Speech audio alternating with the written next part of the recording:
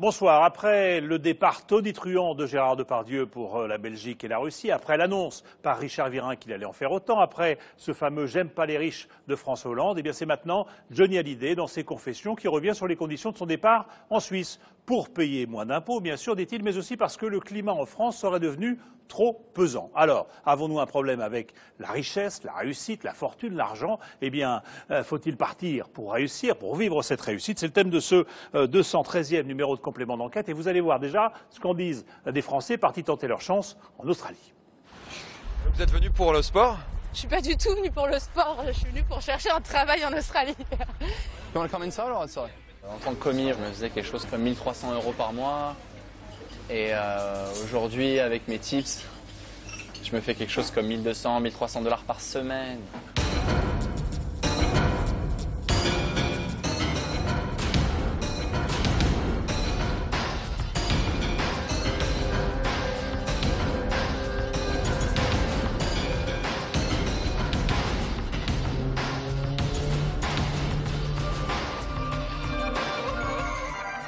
Alors, faut-il partir pour réussir? Quel est notre rapport à l'argent, à la réussite, à la richesse, au succès? On va bien sûr en parler. On va d'abord aller en Australie voir ces jeunes Français qui tentent leur chance là-bas. On ira aussi sur les traces d'un entrepreneur en Indonésie qui a choisi de bâtir son succès, sa fortune là-bas. Et puis, on va commencer par s'interroger sur notre façon, à nous, en France, d'accueillir les riches, notamment dans les palaces. Et c'est un palace, l'un des plus prestigieux et des plus anciens de Paris, le Bristol, qui nous a ouvert ses portes. Vous allez voir avec ce reportage de Clément Cassex, de Mathieu Régnier et d'Anne Cohen que le luxe ici est un art de vivre et le service un plaisir. On recevra ici une jeune femme qui a été gouvernante d'une famille de milliardaires russes. Elle nous racontera leur intimité. On recevra aussi Pascal Bruckner, le philosophe, l'essayiste, le polémiste. Lui, il trouve qu'on a un petit problème quand même avec l'argent. Et puis Xavier Fontanet, c'est l'ancien PDG d'Essilor. Il s'est mis en tête de nous apprendre la compétitivité, l'entreprise et la réussite. On commence par ce reportage dans les coulisses du Bristol. Ça, c'est Palace.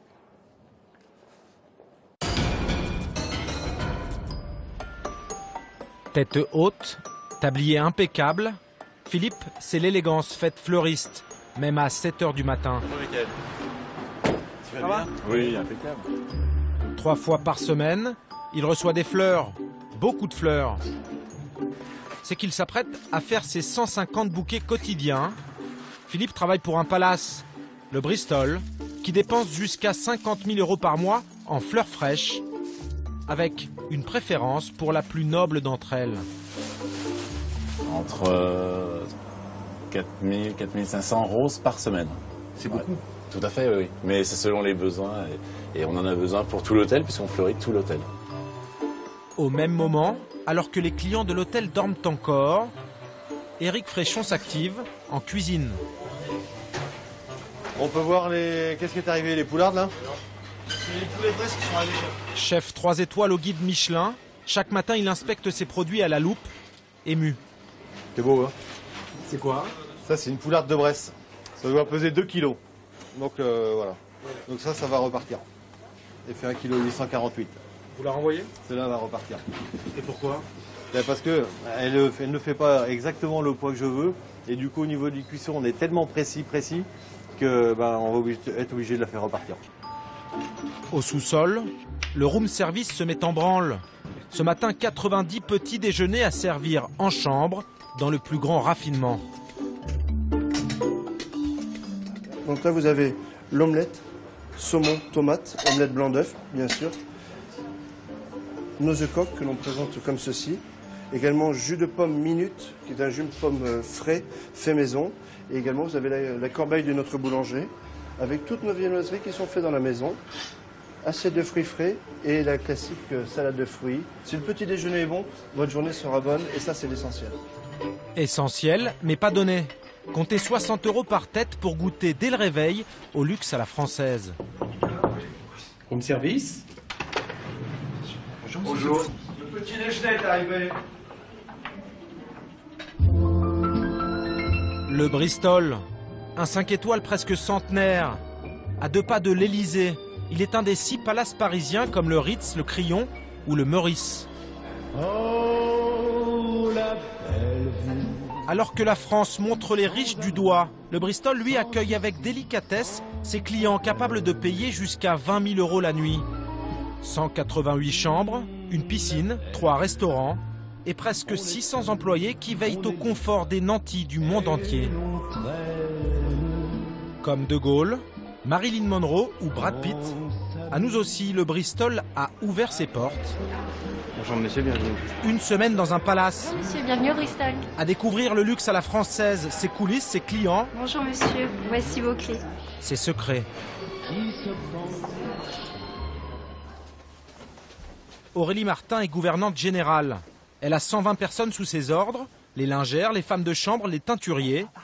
À 9h, c'est le briefing avec les gouvernantes. Alors, bonjour. Donc hier, on a fini à 51% de taux d'occupation et un prix moyen à 1 140 €. 37 départs et 23 arrivées pour la journée d'aujourd'hui et 83 chambres occupées. On a un souci d'un client, le bug qui a eu lieu hier soir, soit à 7h31. On a un dentier qui a été mis dans la poche du peignoir, sauf que là on ne le retrouve pas. On a eu le retour d'hélice, on n'a pas de retour pour l'instant. Donc là c'est vraiment de notre faute. La cliente est persuadée de l'avoir mis dans sa poche de peignoir. Donc à faire attention parce que ça peut être ça, ça peut être une bague. On a déjà eu le cas d'une bague, on a déjà eu le cas de sous. C'est classique. Pour éviter ce qu'ils appellent des bugs, des problèmes, chaque employé fournit un travail de détective. Il faut en savoir le plus possible sur le client, enregistrer chacune de ses doléances. Pour cela, tout est consigné sur de petites fiches avec photos et biographie. Est-ce qu'il aime le champagne? Est-ce qu'il préfère le vin blanc?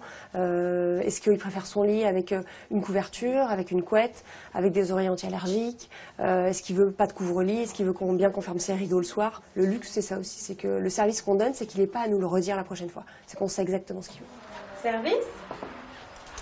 Voilà 2 ans qu'Anako est gouvernante au Bristol.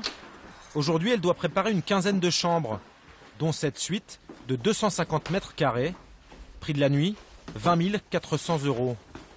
C'est 1 an de salaire pour Anako, alors elle s'applique. Et même si le ménage vient d'être fait, elle traque le moindre grain de poussière.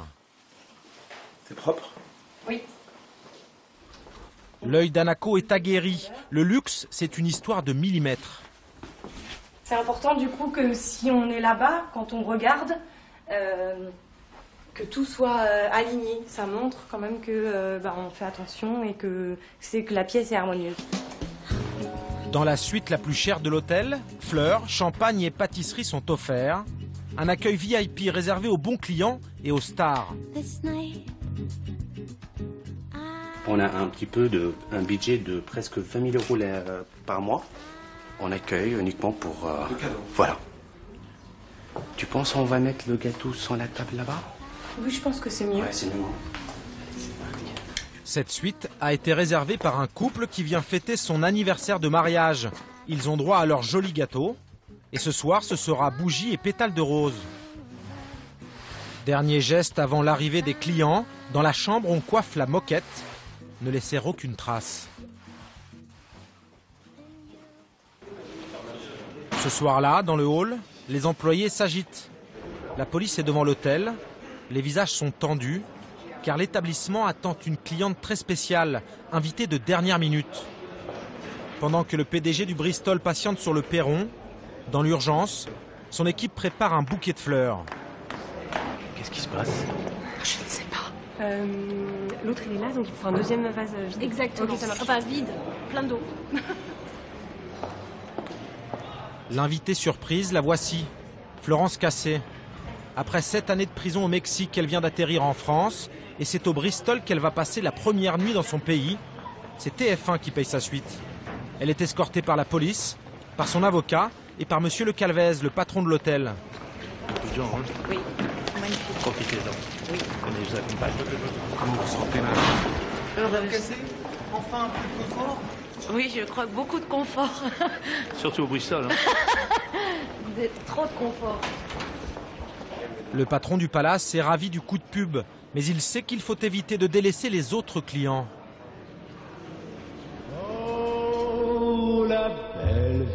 Surtout, ne pas gêner la quiétude de ceux qui font tourner son établissement, les habitués, les fidèles. Bonsoir. Entrez.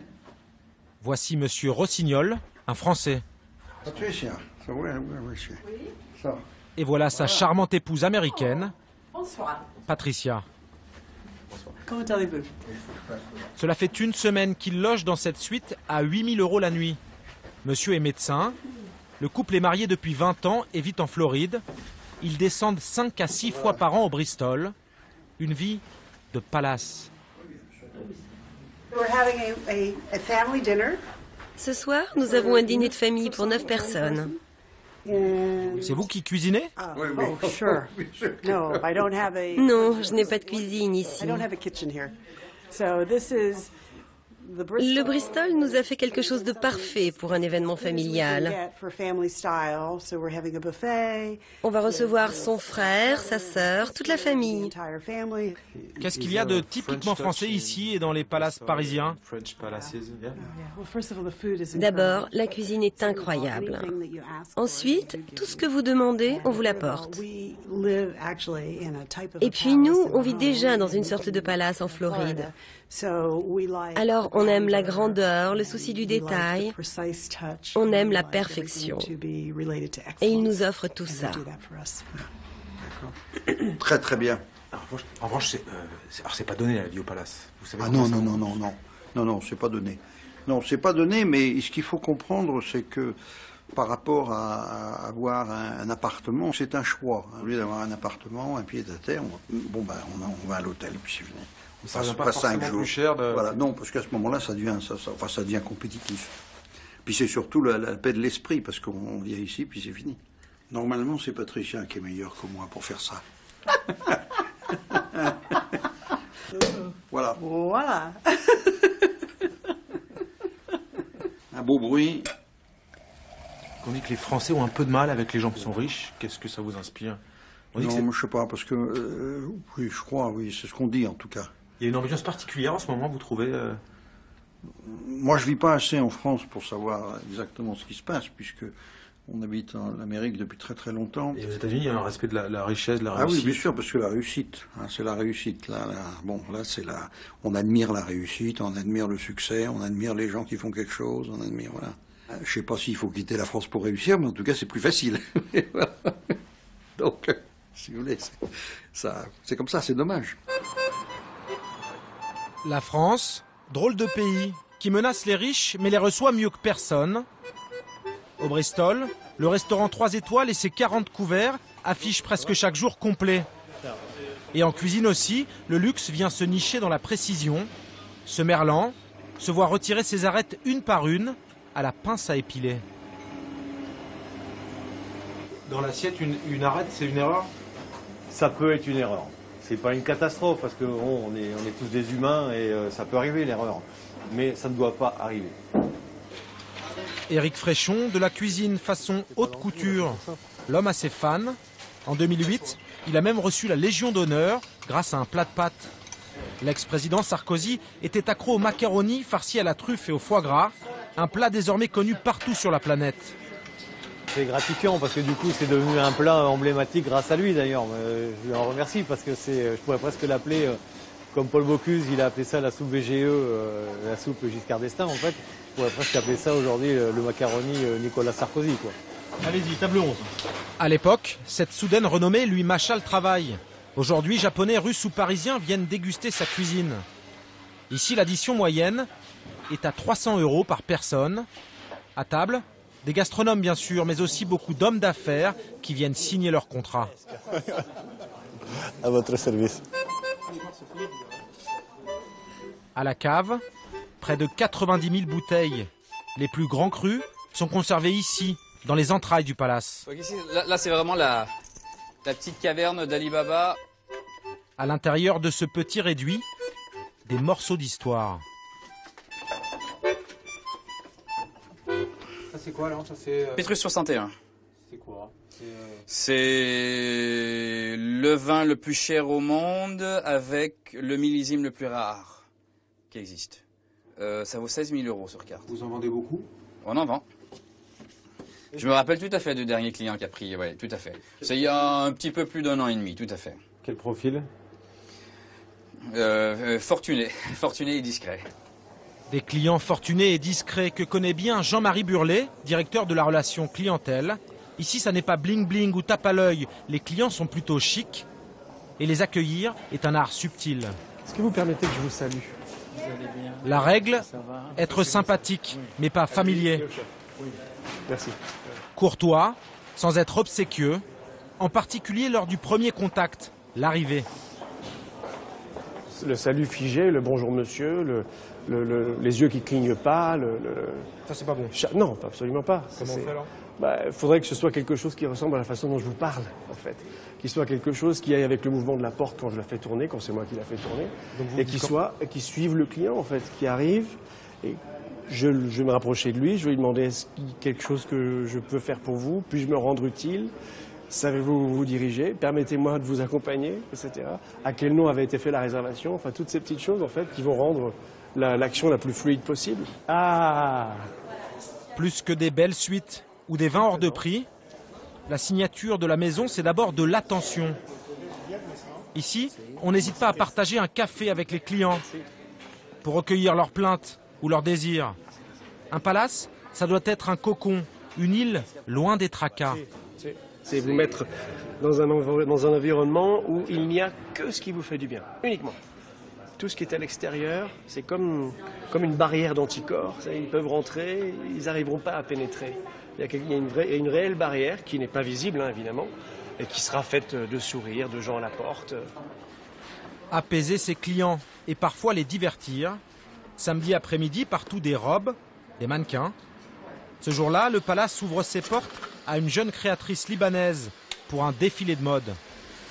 Et tout ça, c'est un travail à la main. Chaque robe vaut quelques milliers d'euros. Tu t'arrêtes à peu près à ce niveau. Zeina, l'organisatrice, fait répéter les mannequins. Elle est ravie de défiler dans un palace, car c'est l'assurance d'un cadre prestigieux et surtout d'un public qui a les moyens. C'est une clientèle qui a un niveau de vie élevé, qui peuvent s'offrir des robes et qui ont surtout les occasions pour pouvoir porter ces robes-là. Bien assises autour d'un thé et de quelques douceurs, clientes de l'hôtel et invitées repèrent leurs futurs achats, qu'elles porteront plus tard partout dans le monde, mais pas en France, car l'Hexagone, dit-on, n'aime plus ces riches. Quand vous allez dans les palaces, c'est peut-être les seuls endroits où vous voyez un petit peu d'élégance, du raffinement, parce que les gens osent. Et c'est souvent des gens de passage. Si vous allez à Londres, vous allez voir de très belles voitures avec des chauffeurs, des femmes avec des fourrures et des beaux bijoux, de belles tenues. On voit plus tellement ça en France. Ou bien c'est dans des cercles très fermés, parce que les gens... ce n'est pas une belle image de montrer qu'on a de l'argent. De vivre normalement. Et c'est vrai que quand on entend toutes ces personnalités qui sont en train de quitter la France, moi je trouve ça vraiment triste. Des Français aisés quittent ce pays qui ne les aime pas assez. Ils reviendront, en vacances peut-être, au Bristol en tout cas. Ils sont les bienvenus.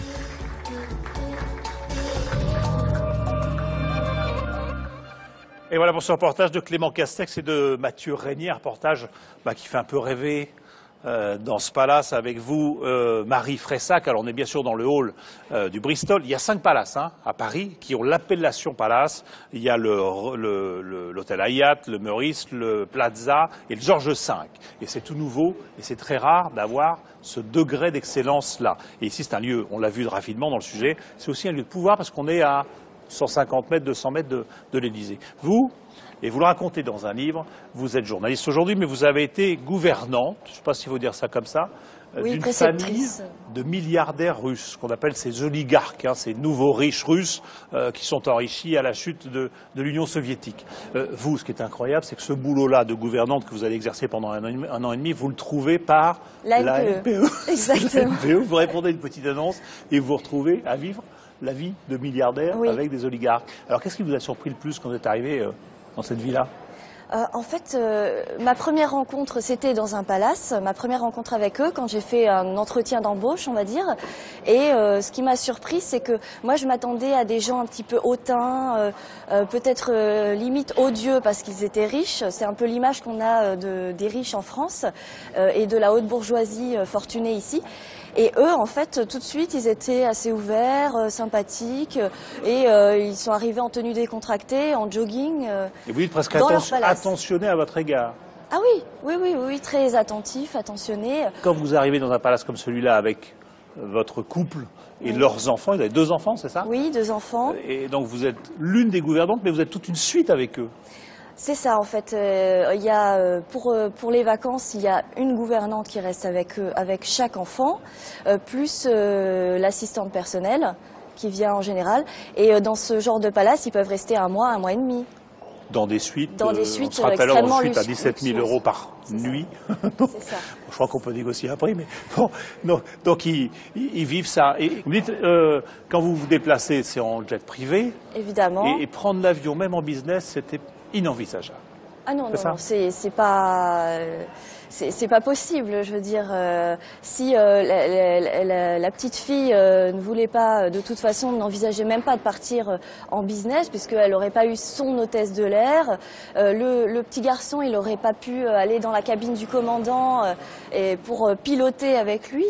Enfin, je veux dire, c'est... Et vous dites, quand elle fête ses 8 ans, cette petite Lisa, oui. Vous dites il faut une salle de banquet, un chef étoilé, un staff d'animateurs, des spectacles, des feux d'artifice, 35 enfants, 40 adultes. Ouais, c'est ça, un magicien, une chanteuse. L'idée, là-bas, c'est ils sont fiers de leur réussite. C'est bien d'avoir de l'argent et c'est bien de le montrer. Donc on a des signes extérieurs de richesse très visibles. Donc il n'y a pas de honte? Il n'y a pas de honte à ça, non, pas du tout. Au contraire, il faut le montrer. On a de l'argent, il faut le montrer. Bon. Et vous dites, bon, c'est ça pour l'anniversaire, mais c'est ça pour d'autres choses. Qu'est-ce qui vous a encore surpris comme ça dans leur train de vie et dans leur relation à l'argent? Est-ce qu'ils sont au bout du compte heureux de ça? Oui, ils se sentent heureux, ils ont l'impression de vivre... Ils vivent dans un monde clos, en fait. Et moi, j'avais plus l'impression d'être dans une prison dorée et je les enviais pas du tout. On trouve tout dans un palace, on trouve même un chat. Hein. C'est la mascotte de cet hôtel.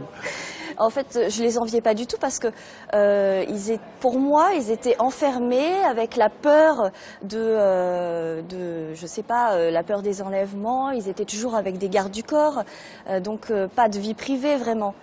Votre regard sur les riches, sur la richesse, sur la réussite, est-ce qu'il a changé à travers cette expérience-là?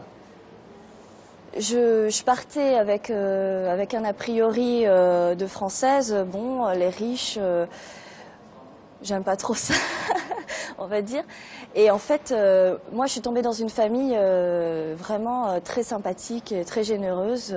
Donc, c'est vrai que ça a changé un petit peu ma vision des gens riches. Après tout, c'est une situation et on ne peut pas vraiment changer cette situation.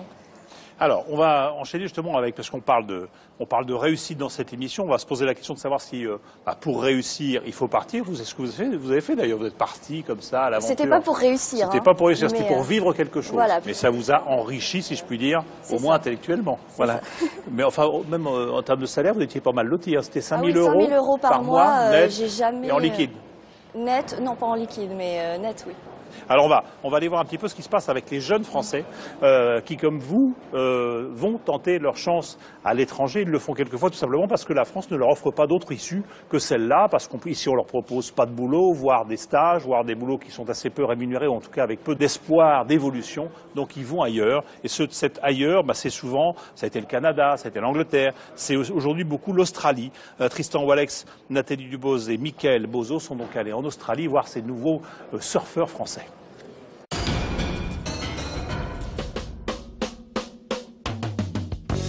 De l'autre côté du globe, les premiers rayons du soleil sur Sydney. Alors que la France s'assoupit, Thomas, 23 ans, se réveille déjà au pas de course. C'est tous les matins. Tous les matins, 45 minutes. Tu sais pourquoi tu te lèves, tu vas faire ton sport. Et tu finis ton sport, t'as la pêche, tu vas au boulot. C'est une autre manière de vivre. Au même moment, à Bondi Beach, la plus célèbre plage de la ville, c'est au milieu des vagues que Léo vient, comme tous ses collègues de bureau, faire son footing matinal sur l'océan. Disons que venant de Nancy, c'est pas le sport national.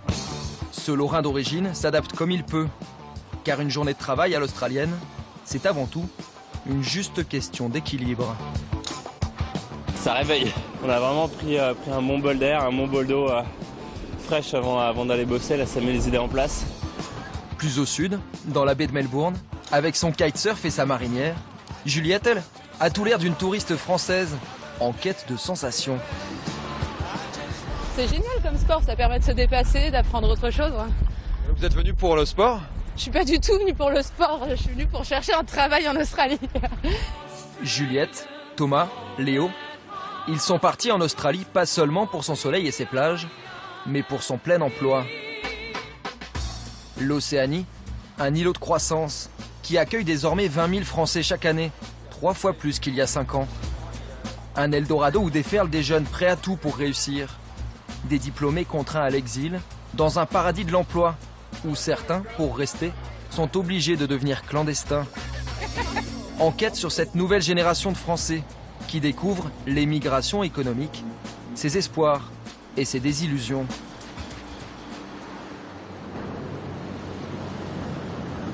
À peine rangé sa planche de surf et son maillot de bain, Léo Dénès rejoint le quartier des affaires, en ferry. C'est sûr que c'est un énorme changement par rapport à ce que j'ai pu connaître quand j'ai habité à Paris, à prendre la ligne 1 le matin pour arriver sur le parvis de la Défense, ou encore conduire à Lyon pour aller à Saint-Priest ou Vénissieux, sortir des embouteillages. C'est sûr que c'est le paradis comparé à ce que j'ai pu connaître. Lorsqu'il a débarqué à Sydney en 2007, Léo comptait n'y rester que 2 ans. Il n'est jamais reparti. Diplômé d'une école de management de Lyon, il s'est imposé aujourd'hui chez Portland. Dans cette société australienne de finance, il dirige une équipe d'une dizaine d'investisseurs, alors que ses camarades de promo, restés au pays, piétinent dans leur carrière. Dans une société comme Portland, on voit que si on travaille dur et qu'il n'y a pas un poids de la hiérarchie comme on peut avoir, je pense, en France, on peut assez rapidement avoir un grand niveau de responsabilité. Et surtout un salaire de 6 000 € net. Ici, sur 150 salariés, on trouve 20 nationalités différentes, à commencer par le patron, Trevor, un Irlandais. On a beaucoup d'Espagnols, de Portugais. Ils viennent parce que l'Australie est un très grand pays avec beaucoup de richesses naturelles. Et l'industrie minière nous a bien protégés de la crise financière. Ça fait un moment que je passe pour un extraterrestre quand je rentre en France, un peu, parce que c'est vrai qu'ici les gens sont beaucoup plus optimistes, plus abordables. Si on rajoute à ça évidemment un fond un peu crise économique, bon ça fait depuis que je suis né que j'entends parler de la crise économique en France, mais notre esprit critique un petit peu a toujours tout dénigré, alors qu'ici voilà, tout est toujours positif. Son rêve australien, Léo a donc voulu le partager. Après le travail, il rejoint les locaux d'Australiance, une start-up qu'il a créée pour aider les diplômés qui veulent, comme lui, s'expatrier définitivement.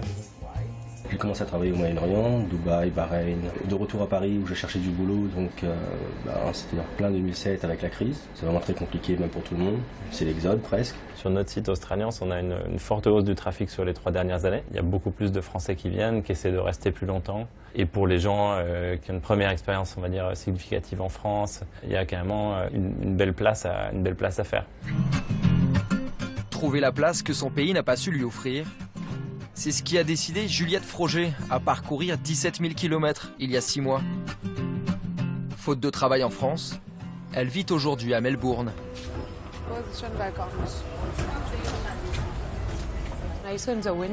J'ai vu sur la vitrine que vous cherchiez quelqu'un.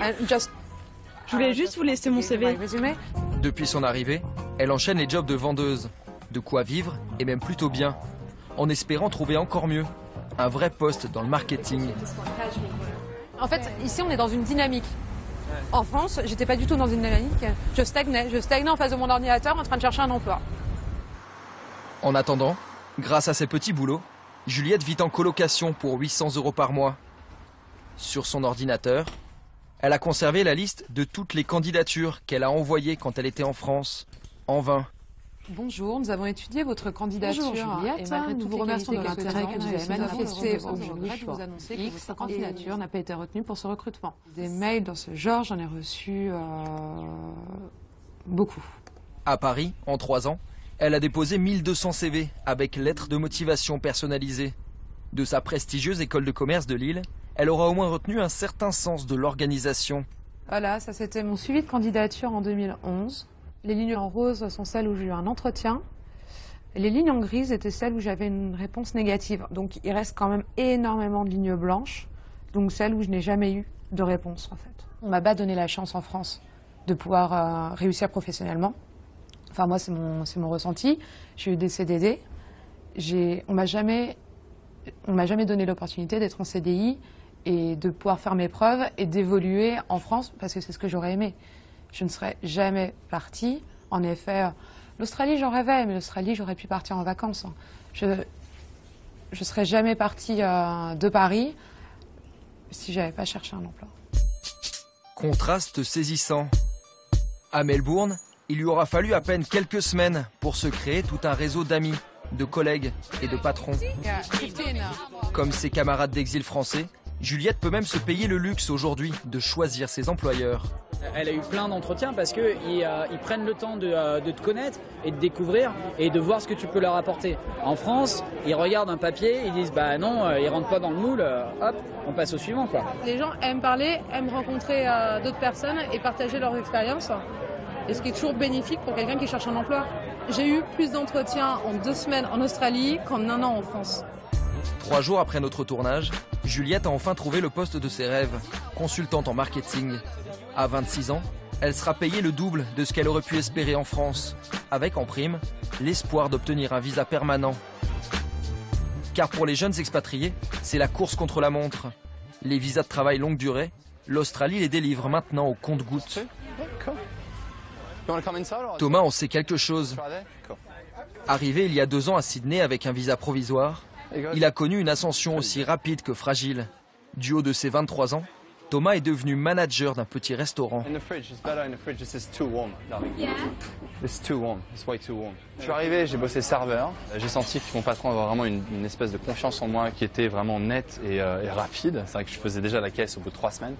Donc c'est sûr que compter l'argent et toucher l'argent dans un restaurant au bout de 3 semaines, c'est pas en France que tu vas faire ça. C'est pas, je veux dire, ils vont pas vraiment te laisser la confiance de manipuler de l'argent quand tu es nouveau, que ça fait 3 semaines que tu es là.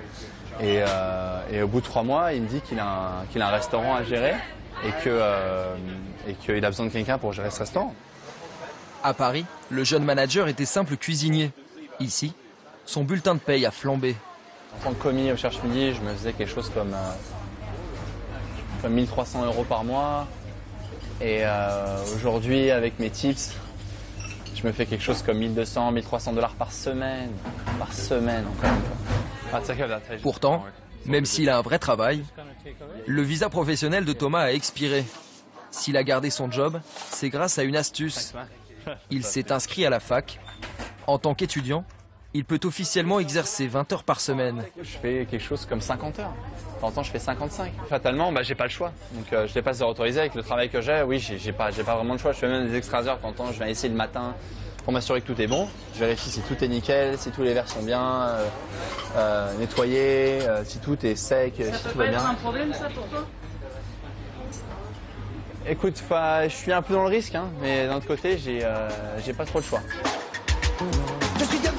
Pour poursuivre sa success story australienne, Thomas a peut-être trouvé la solution, le sport. En plus de son travail de manager, il suit une formation de préparateur physique.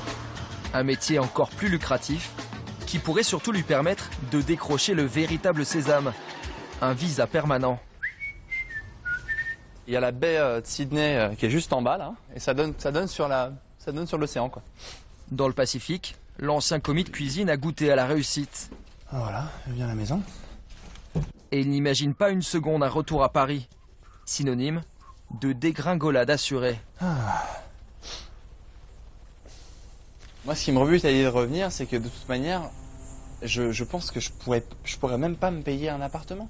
Même si je me trouve un travail en France, et je vais avoir quoi? Je vais avoir un studio ou une chambre de bonne. J'en sais rien, mais je vais retourner là-dedans. Problème, ces Français qui veulent rester à tout prix, l'Australie n'est pas prête à tous les accepter. C'est l'autre réalité, moins rose, de l'Eldorado australien. Des Français tellement nombreux que dans le pays commence à poindre une certaine exaspération, qui peut parfois virer au racisme. À Melbourne, il y a 3 mois, cette vidéo amateur a fait le buzz. Dans un bus, une jeune Française est prise à partie.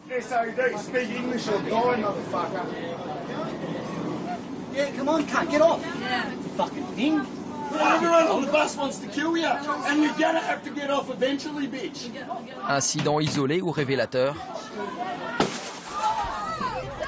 Depuis peu est apparue en Australie une expression peu glorieuse.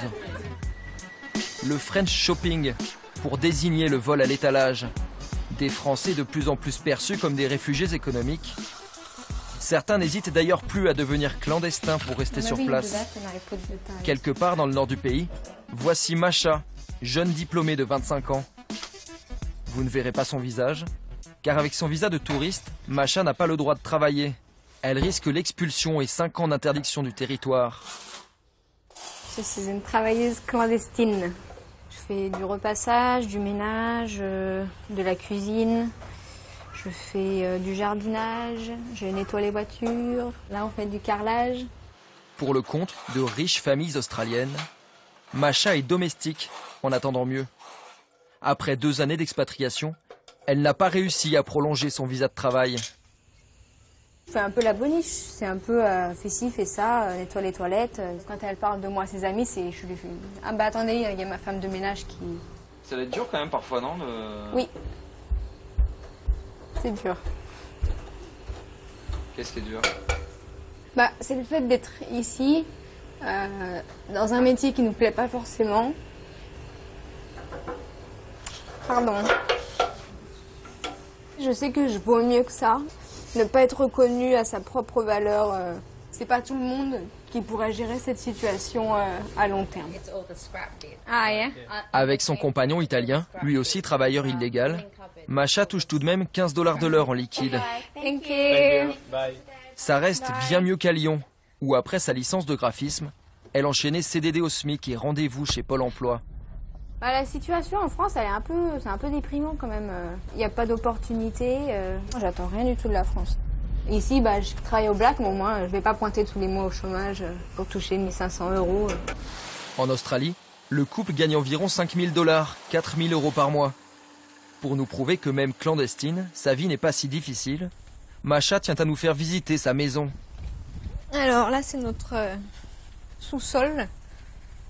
Ça, c'est notre bateau. Notre équipement de pêche, équipement de plongée. On s'est acheté une tente, un matériel de camping. On s'est acheté des vélos. On s'achète ce qu'on a envie de s'acheter, on se l'achète.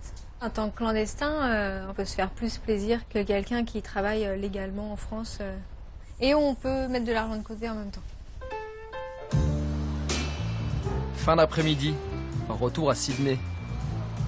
Il est 18 h, comme tous les jours, les barbecues publics de Bondi Beach sont pris d'assaut. Ce jour-là, les amis de Léo, notre businessman nancéen, se sont donné rendez-vous. Pour ceux qui ont la chance d'avoir un visa, c'est aussi ça l'Australie. À Paris, on rentre chez soi à 21h, 21h30. Ici, je mens pas, tous les jours à 18h, je suis partie. On gagne plus et on travaille moins. Ouais, mais c'est vrai. On gagne plus, on travaille moins. Mais c'est ahurissant, c'est moche à dire. Pas vraiment à plaindre, ces jeunes ont pourtant quelques regrets. Un peu d'amertume envers la France, ce pays qui n'a pas su les retenir. Personnellement, ça m'attriste. J'espère un jour pouvoir changer des choses. Aujourd'hui, encore une fois, je ne vois pas comment je peux contribuer autrement que d'aider des Français à acquérir de l'expérience ici et ne pas rester à se morfondre chez eux parce qu'ils ne trouvent pas de travail. En attendant des jours meilleurs en France, à 33 ans, Léo vient de prendre une décision de taille, symbolique. Il a choisi d'acquérir la nationalité australienne.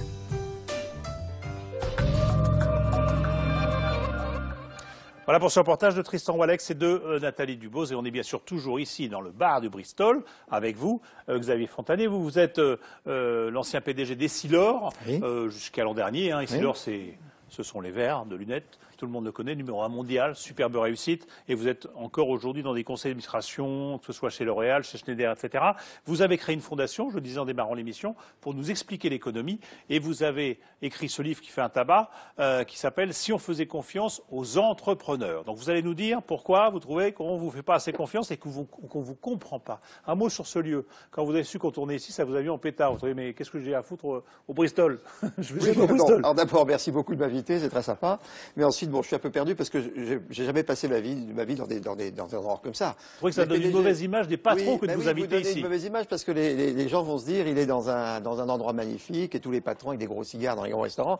Moi, j'ai passé ma vie, si vous voulez, dans des restaurants chinois, japonais, indiens. J'ai même pris des tas de microbes à force de manger de toutes les nourritures, ce qui fait que je suis obligé de me refaire les dents. Ça vous serait pas arrivé ici? Eh ben, bien sûr que non. Parce que, donc, pour vous dire, les patrons, on est des grands voyageurs et on s'est tous retrouvés dans les avions entre la Corée, le Japon et Shanghai. Voilà, hein. Bon, arrêtons de vous regarder comme des Arrêtons de nous regarder, privilégiés voilà. qui gagnent beaucoup d'argent et qui ne pensent qu'à l'argent qu'ils vont gagner. Alors, un bon, mot sur ces jeunes qu'on vient de voir. Oui, alors ça, quand même. c'est C'est quoi dramatique. ces mots Je qui veux parlent? dire, C'est du gâchis, c'est une chance, c'est quoi? Un gâchis abominable parce que, si vous voulez, je pense que des expériences comme celle des Sealor, mais beaucoup d'autres, L'Oréal ou Schneider, ça montre que les Français, on est capable de conquérir le monde. Et quand on fait confiance aux Français, on fait des merveilles. Et les Français réussissent très très très bien à l'étranger. Les voir partir comme ça, parce qu'ici, ils n'ont pas trouvé un environnement dans lequel travailler et se défoncer, ils n'ont pas trouvé, c'est dramatique. Et on leur a pas fait confiance. On leur propose des stages, des salaires minables, on leur propose pas d'ouverture, pas de perspective. C'est la surface des choses, si vous voulez, parce que le paradoxe, c'est comment expliquez-vous qu'une affaire comme Essilor explose dans le monde entier, et c'est beaucoup plus difficile en France. C'est parce que le terreau français, si vous voulez, est pas sain. Un petit peu, c'est comme, vous voyez, il y a une graine et un terreau. Une entreprise, c'est la graine, le pays, c'est le terreau. Vous mettez une petite graine d'entreprise française dans tous les pays du monde, ça fait des tas de petits leaders mondiaux, puis vous les mettez ici, c'est à la peine, parce que le terreau français est mauvais. En gros, la sphère publique a mis la main sur la société, puisqu'il y a que des députés, fonctionnaires, et au Parlement, il n'y a pas un seul entrepreneur. Et donc, on met les impôts, et ils ne comprennent même pas que la France est en concurrence. Alors, le terreau français, je vais le donner en chiffres. Est très mauvais. Je vais le donner en chiffres. Ce terreau français que vous dénoncez, ce terreau français, vous dites la moyenne des prélèvements obligatoires en France, question de fiscalité, c'est en Europe, c'est 40,1%, et en France, c'est 45,9% du PIB. C'est beaucoup plus. 46,3 annoncé pour 2013. On est à la 3e place derrière le Danemark et la Belgique. Et l'effort fiscal cette année est assez incroyable, c'est près de 16 milliards d'euros. Vous vous dites, c'est trop. On ponctionne trop d'impôts aux entreprises et l'entreprise ne peut plus entreprendre. Évidemment. Ce que vous dites. Ben, écoutez, la fiscalité, vous avez vu, on a la plus grosse fiscalité du monde maintenant. L'impôt sur bénéfice, c'est 35%, 36%, alors qu'en moyenne c'est 20%. Le dividende, c'est 45%, 50%, alors qu'en moyenne c'est 20%. Les plus-values, 60%, alors qu'en moyenne c'est 20%. On est le seul à avoir l'ISF. Un entrepreneur ne peut plus faire d'argent. Alors, M. Moscovici, hier, expliquait, je vous adore, les entrepreneurs, je vous aime et tout, mais c'est de l'amour vache. L'imposition en France est 6 fois plus élevée qu'en Allemagne. Comment voulez-vous que les boîtes tournent? On a bien compris. En même temps, on se dit, attendez, les patrons, ils sont gentils, mais quand on regarde ce qui s'est passé dans le CAC 40 ces 10 dernières années, c'est 20% d'augmentation des salaires des patrons, alors que c'est 1% d'augmentation des salaires de leurs salariés. Donc alors on se dit, est-ce que les patrons n'ont pas un petit peu déconné, si je peux me permettre l'expression? Bien sûr, mais vous faites bien de poser la question, parce que il y a eu, mettons, une dizaine de gens qui ont déconné. Bon, ça veut dire que la grande majorité est honnête. Vous-même, comme patron des Sealor, est-ce que vous étiez, vous faisiez attention à ce que vous gagnez? Je ne sais pas combien vous gagnez. Oh ben, je devais avoir des fixes de l'ordre de 5 à 600 000, et puis quand ça marchait bien, je pouvais doubler. Bon. Mais le vrai sujet, si vous voulez, c'est pas ce qu'on gagne. Alors d'abord, tout ça, c'était taxé déjà à 50%. Donc vous le divisez déjà par 2,5 déjà. Bon. Mais le problème, c'est pas ce qu'on gagne, c'est ce qu'on en fait. J'ai remis tout mon fric dans Essilor. J'ai tout remis dedans. Et c'est le problème de la richesse, si vous voulez. La richesse, quand quelqu'un a un gros revenu, il vit comme il vit. Vous voyez, je suis pas un mec qui, vous voyez, j'ai des chaussures, elles ont 15 ans. Bon, quand on remet tout dans l'entreprise, vous avez mis un petit peu d'argent de côté quand même. Oui, mais je l'ai remis dans Essilor. Il n'est pas de côté, il est à risque. Et je donne du boulot à des Français. Vous restez entrepreneur, vous n'êtes pas un rentier. Absolument. Mais le mot rentier est un mot qu'il faut bannir. Johnny Hallyday dit là, dans ses confessions du jour, il dit aux États-Unis, quand vous avez une belle voiture, on trouve ça formidable, les gens vous sourient. En France, on vous traite de voleur. C'est ça le problème qu'on a? Effectivement, le Français a un côté jaloux. Et le Français, il préfère être complètement ruiné dans l'égalité qu'en bon état avec des gens plus riches. Vous voyez ce que je veux dire? Il supporte pas que son voisin gagne plus que lui. Il préfère se trouver avec 50, tout le monde égal, qu'être lui à 200 avec un patron qui sera à 2000. Voilà. On va en parler avec Pascal Bruckner dans un instant. C'est tout le défaut du français, que j'aime bien puisque je reste français. Hein. Bon, vous partez pour pas, faire la pédagogie, vous partez pas à l'étranger. Merci de m'aider. Vous partez pas vous réfugier en Suisse, en Belgique, non, j'ai décidé j'ai vécu tellement bien mon truc à Essilor, tellement heureux, on a construit une boîte tellement fantastique. Je vais expliquer la mondialisation, c'est heureux. Merci Xavier Fontanet, merci beaucoup. Donc on ira voir Pascal Bruckner, enfin il viendra nous voir tout à l'heure, justement pour nous parler de ce rapport qu'on a à la richesse et à la réussite. On va aller voir un petit peu ce qui se passe du côté de l'Indonésie. Et là aussi, on va aller voir un entrepreneur. Il s'appelle Mark Steinmeier, il a été cadre haut dirigeant pendant longtemps chez Accor et il s'est mis à son compte et il a lancé sa propre chaîne d'hôtels. Vous allez voir, c'est une espèce de furia, il n'arrête jamais, il travaille tout le temps. C'est un reportage de Jean-Carl Lambert, de Raphaël Durosel et de Frédéric Prigent. 30 degrés en toute saison, des plages de rêve, un chapelet d'îles niché entre le Pacifique et l'océan Indien, le paradis pour des millions de voyageurs. Allez, let's go. Mais Mark Steinmeier n'est pas là pour faire du tourisme. Cet homme pressé passe son temps dans les aéroports avec une obsession. No delay, ok, on time. Ne pas perdre de temps, arriver pile au bon moment. Java, Sumatra, Bornéo, les Célèbes. Il y a 15 ans, ce Marseillais a posé ses valises dans ce pays grand comme un continent. Voilà un peu l'Indonésie, donc vous voyez, ça part de la Papouasie qui est à l'Australie. C'est immense, c'est de Paris, de Londres jusqu'à l'Oural. Hein. Et ce qui est magnifique, c'est tout l'Est indonésien. Okay. Là, c'est vraiment... je vous recommande d'y aller pour le tourisme. Le businessman a tout misé sur le tourisme et il a eu du flair. Il est aujourd'hui numéro 2 de l'hôtellerie en Indonésie, chiffre d'affaires l'an dernier, 6 millions de dollars. Ce matin, le Français est à Bali pour inspecter son tout dernier établissement, le Pop Hotel Kuta Beach, 223 chambres, qui a ouvert fin 2012. La visite commence par le parking. Nouvelle voiture, new car. Son partenaire balinais vient de faire bénir le minibus de l'hôtel. C'est la cérémonie du métal. Le fer, l'acier. Comme on utilise cet objet en métal pour le travail, on doit prier. C'est la tradition balinaise. Ah oui, ça porte chance. Voiture vert pomme sur le parking. À la réception, perruque orange et bleue. Ambiance acidulée et prix serré. Ici, la chambre est à 30 €. Elle peut accueillir jusqu'à 4 personnes. Vous pouvez mettre votre enfant, donc souvent une famille asiatique, et le petit qui va dormir là, le grand, l'adolescent va dormir ici. Avec ses établissements flashy, le Français révolutionne l'hôtellerie en Asie. Il vise la nouvelle classe moyenne du pays, en faisant simple, pas cher, efficace. On a fait celui-ci pratiquement en 10 mois. 10 mois. Dès qu'on avait permis, hein, le plan fait, en 10 mois c'est fait. Bien organisé, bien huilé, tac, tac, tac, tac. À 13 000 km de Paris, un hôtel après l'autre, il est en train de construire un petit empire. Son groupe possède déjà 4 chaînes et gère près de 90 hôtels. Il emploie 2700 personnes. Dans 2 ans, ce sera le double. Mark Steinmeier a misé, avant tous les autres, sur l'Indonésie. Ce pays qui lui ressemble, un pays qui va très vite et qui vénère la réussite.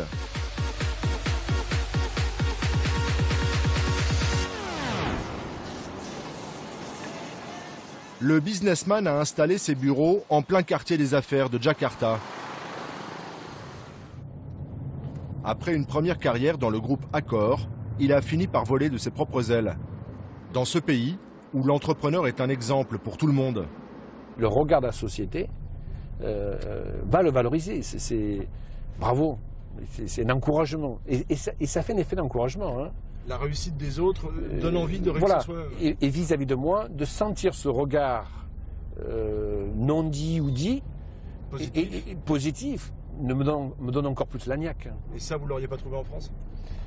En France, s'il réussit bien, c'est louche.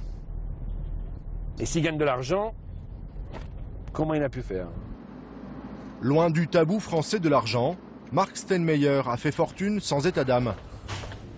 25e étage de la Keeling Tower, le siège de sa société. 7h30, le patron fait le tour du propriétaire. Bonjour. Bonjour les filles. Good morning. Good morning, good morning. C'est management by walking around. Je ne sais pas comment dire en français. Par le contact, tourner, bouger. Je ne suis pas de tempérament à rester plus de 2 heures assis.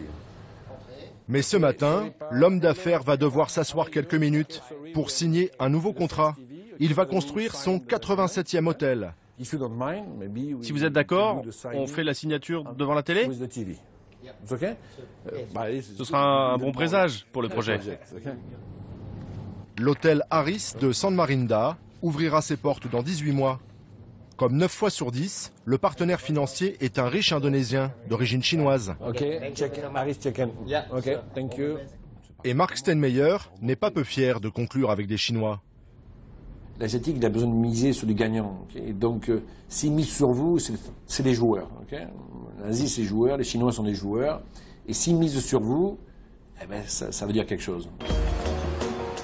Le lendemain, nouvel avion, nouveau projet pour l'infatigable businessman. Mark Stenmeyer a rendez-vous sur un chantier à Lampung, dans le sud de Sumatra, avec une fois encore des investisseurs d'origine chinoise. Bonjour. Ah, c'est sympa, vous avez mis le t-shirt. Monsieur Toto, le propriétaire. Bizarrement, c'est en prenant des risques que le Français a su gagner le respect et surtout la confiance de la famille Susilo.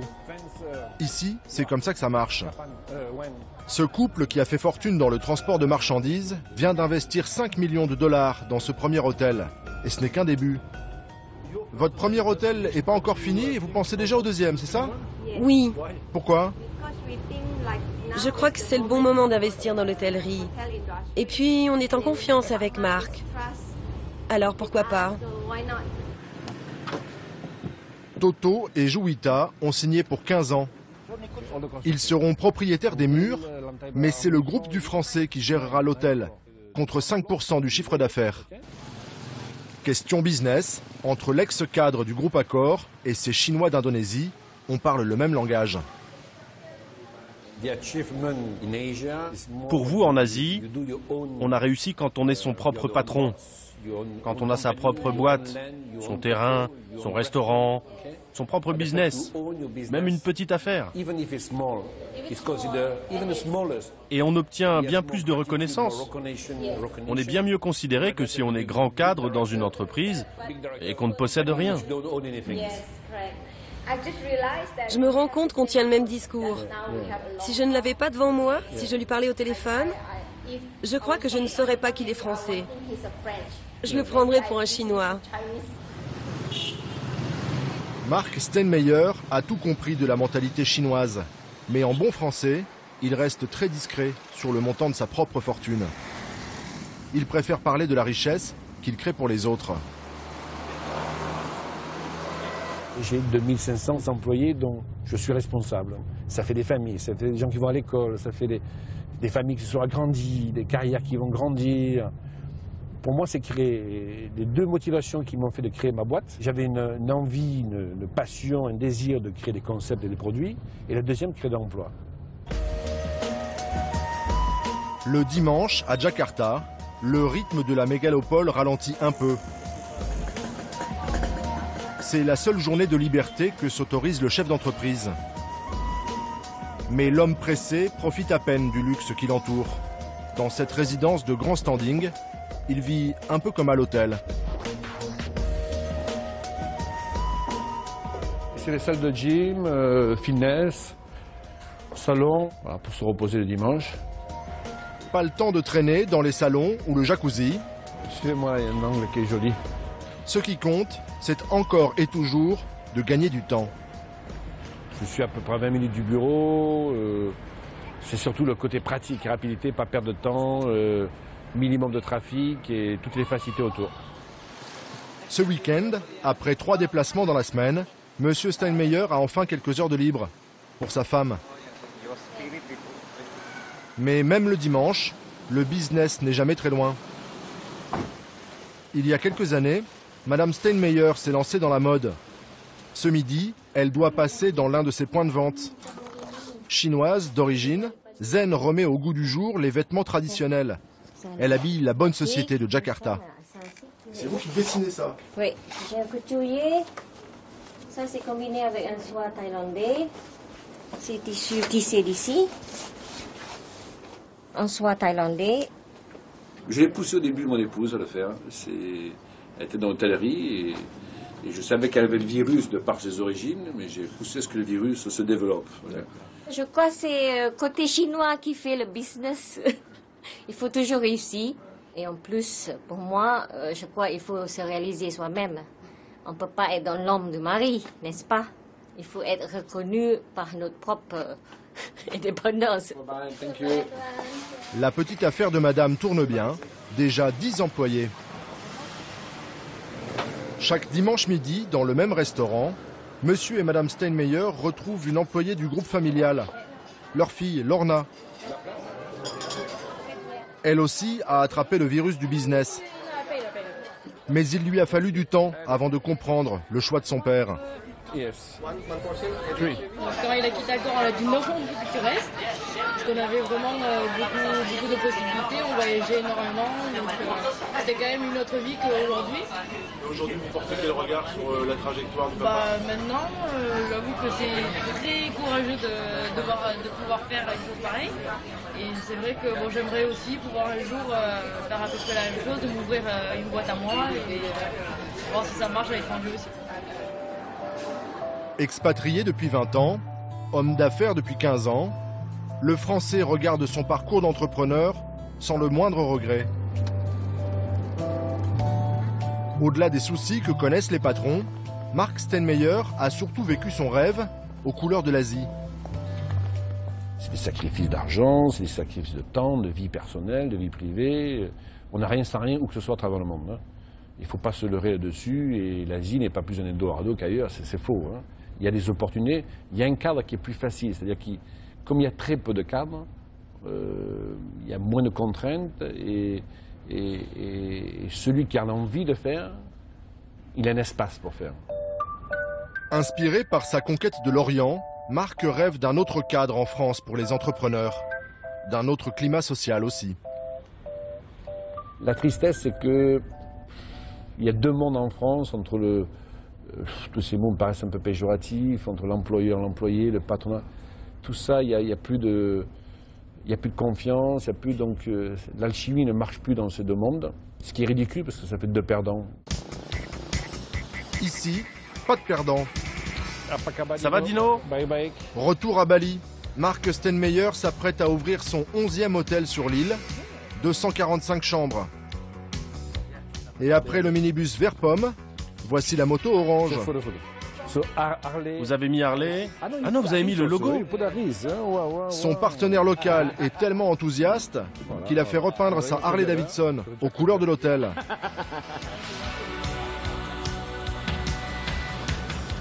L'inauguration est prévue dans 3 mois et pour décorer l'hôtel à peu de frais, Mark Steinmeier a organisé un concours photo. 80 amateurs confirmés ont fait le déplacement pour ce petit événement.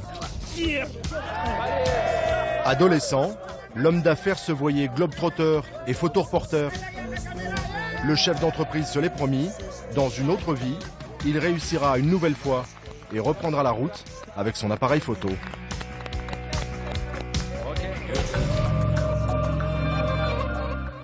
Reportage de Jean-Carl Lambert et de Raphaël Durosel. Et on est ici avec vous, Pascal Bruckner, dans une suite, la plus grande suite d'ailleurs, de cet hôtel Bristol. Ici, c'est 320 mètres carrés. Si ça vous chante, c'est 17 000 € par jour. C'est un prix honnête. D'accord.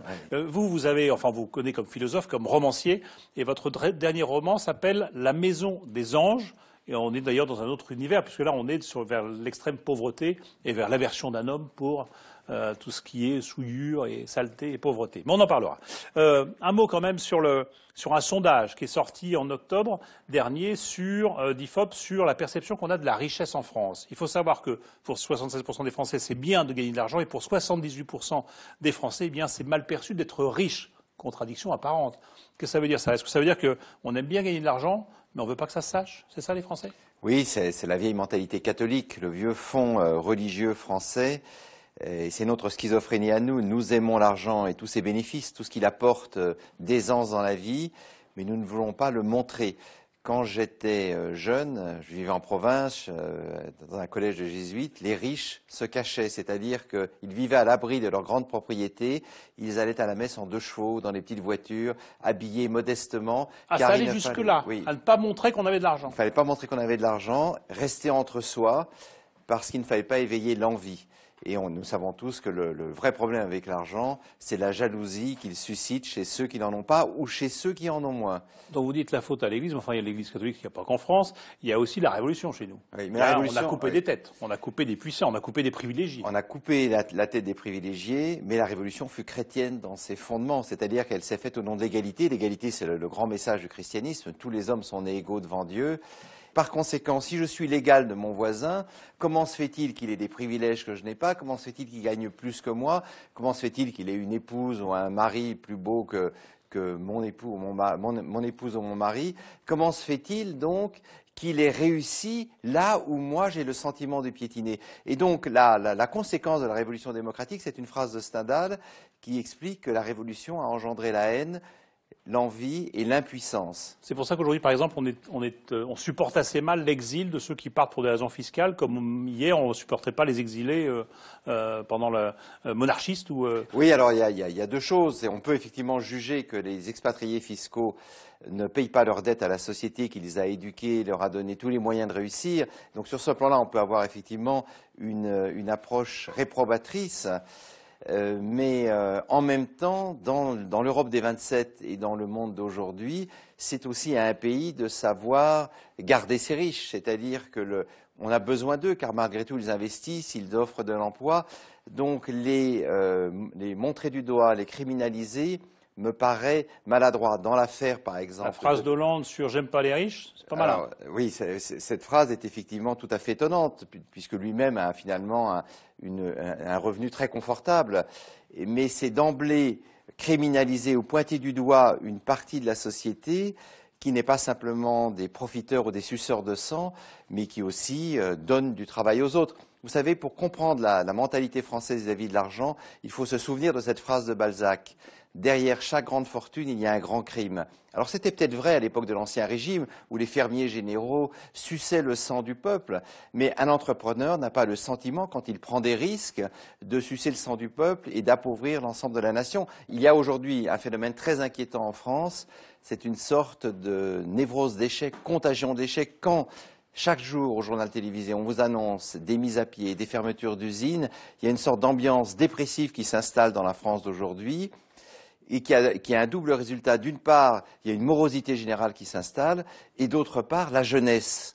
Les jeunes diplômés, et ça c'est beaucoup plus grave même que l'expatriation fiscale, décident de partir. Que ce soit les jeunes des banlieues, qui partent aux États-Unis ou ailleurs parce qu'ils ne subissent pas les mêmes discriminations qu'en France, ou que ce soit les jeunes diplômés, ils se disent ce pays ne m'offre plus d'avenir, par conséquent je vais tenter ma chance en Angleterre, au Brésil, en Inde, en Chine, en Australie, en Indonésie, mais ici, l'avenir est bouché. Et dans votre livre, qui s'appelle La Maison des Anges, chez Grasset, je disais c'est un autre abîme qu'on explore, c'est celui de l'extrême pauvreté, des SDF. Et est-ce que, à la limite, ce sont les deux versants de la même pièce? Il y a d'un côté la déchéance totale dans la pauvreté, de l'autre côté cette espèce d'aversion qu'on a pour la richesse. Est-ce que c'est la même chose en fait? Oui, c'est-à-dire qu'on peut être fasciné par les deux trajets. Pour les gagnants, ceux qui ont réussi et qui suscitent, qu'on le veuille ou non, une certaine sympathie, même si elle est matinée d'envie, et puis pour les perdants absolus, les clochards dont je parle dans ce roman, qui sont effectivement, qui incarnent l'abîme du gouffre. Mais c'est vrai que dans la France d'aujourd'hui, la terreur qui gagne toutes les classes moyennes, c'est le déclassement social. Et c'est pour ça que nous regardons les clochards comme un destin possible que nous faisons tout pour éviter. Comment est-ce qu'on se réconcilie avec la richesse? Vous écrivez dans votre livre, vous savez quel est le problème des riches? Ils sont sympathiques, leur fortune donne envie de les aimer, on se sent mieux en leur compagnie. Ça c'est quoi? C'est un souhait, c'est un constat, c'est un pronostic, c'est quoi? C'est un constat, mais comment est-ce qu'on se réconcilie, en tout cas avec l'esprit d'entreprise et avec l'optimisme? Parce qu'au fond, c'est de ça dont nous souffrons. Nous souffrons d'un pessimisme profond quant à nos capacités. C'est ce déclinisme qui est tellement frappant quand on rentre en France, on a l'impression qu'on est dans un pays de 65 millions de dépressifs. Bon, merci beaucoup. Merci d'être venu nous parler de ce déclinisme dépressif qui nous frapperait, nous les Français, dans ce pays qu'on aime pourtant autant. Merci beaucoup. Merci au Bristol qui nous a accueillis. Effectivement, on voit qu'il y a aussi des belles choses en France. On peut aimer le luxe. Oui, le luxe est indispensable à la vie. Le luxe, c'est ce qui est nécessaire. C'est le superflu, disait Voltaire, le superflu est absolument nécessaire. Effectivement, une vie qui n'est réduite qu'aux besoins, c'est-à-dire qu'à l'entretien jour après jour de son existence biologique, cette vie-là n'a aucun intérêt. Seul le luxe donne à la vie tout son prix. Bon, et aspirer à la réussite. Aspirer à la réussite est normal. C'est un moteur. Nous visons tous à améliorer notre sort. Ça n'est pas un péché de vouloir vivre mieux que ses parents. Merci beaucoup, merci beaucoup. Je remercie aussi tous ceux qui m'ont aidé à préparer l'émission, que ce soit Michel Fine, Joël Bougandet ou Thomas Auro à la rédaction en chef, Lorraine Servant à la préparation des plateaux, Philippe Lallemand à la réalisation de ces mêmes plateaux. Je vous rappelle que vous pouvez nous retrouver sur les réseaux sociaux, que dans une semaine, on parlera de nos soldats, de la vie après la guerre. Mais la soirée n'est pas finie sur France 2. Je vous laisse avec, bien sûr, grand public et Aïda Touléry. Dès maintenant, pour plus d'infos sur les reportages et réagir sur notre forum, rendez-vous sur france2.fr.